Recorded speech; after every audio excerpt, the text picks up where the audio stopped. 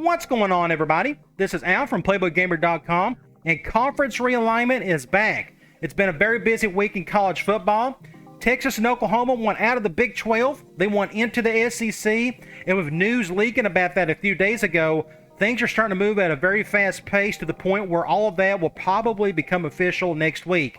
Having said all that, I want to break down some of the possible scenarios you may be seeing in the SEC and a couple other conferences. Now, what you have in front of you is the current SEC setup, 2 divisions with 7 teams on each side. Now, in order for Texas and Oklahoma to come in, some teams need to get moved around. The first thing that would need to happen is Missouri would need to go over to the west, and Alabama and Auburn would need to go over to the east, leaving room for Texas and Oklahoma to go over to the west. Now, as a Tennessee fan, I am all up for this because we have to play Alabama every year, and it's an automatic loss. Well, at least now Florida, Georgia, Kentucky, South Carolina, and Vanderbilt all get to feel the same wrath as we do over the last however many years we've had to play Alabama. So I hope this scenario happens.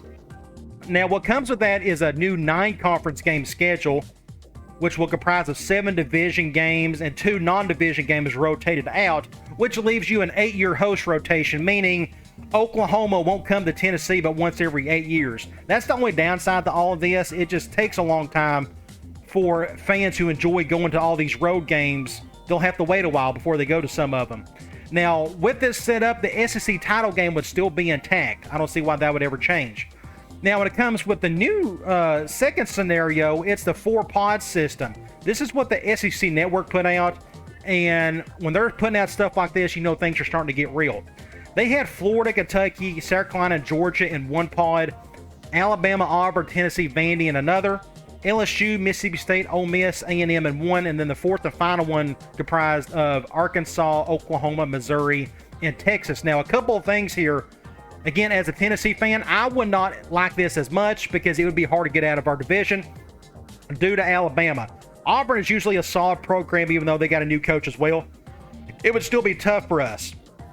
The other thing I thought was interesting is I think the SEC may give Texas A&M a bone here and not have to put them in the same division as Texas and Oklahoma. We'll see if that happens, though. Now, what comes with this is a 9-conference game schedule, just like the other scenario. You play your 3 teams in your division, which leaves 6 teams in the other schedule, 2 from each division, which I think is pretty cool. What that leads to is a 4-year host rotation, which I enjoy a whole lot. I hope that works out somehow, some way, which means Tennessee and Texas will be playing each other practically every 2 years, which would be pretty cool. Now, the downside of this is I don't know how an SEC title game can happen. How are you going to decide who wins each division? You're going to have a 4-team bracket? That doesn't make a whole lot of sense. That's one extra game that the conference doesn't need. So I don't know how they're going to handle that scenario.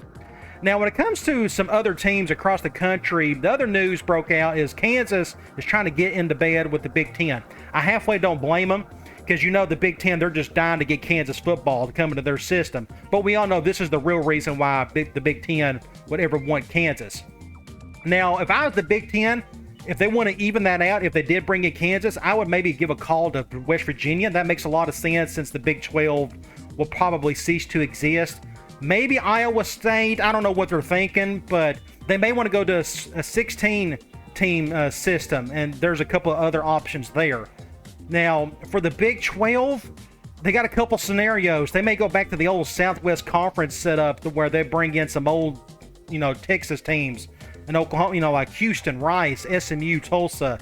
I don't think this will happen, but maybe Nebraska is sick and tired of being dormant in the Big 10. Maybe they want back into the Big 12. I doubt that will happen because they'll lose a lot of money that way. So my guess is the Big 12 will dissolve and a lot of those teams will go elsewhere. All right, hopefully you enjoyed all of that. I'm looking forward to see what all the scenarios are going to play out. It wouldn't shock me 4 years from now that we'll have 4 super conferences comprised of 16 teams each. Should be a lot of fun. Hey, at least we're going to get better rivals, better games. Texas and Tennessee gets me excited. Florida and Oklahoma, Alabama, Oklahoma, Georgia. All that sounds pretty cool, so I'm down for it. All right, guys. I'll talk to you later. And remember, in the SEC, it just means more.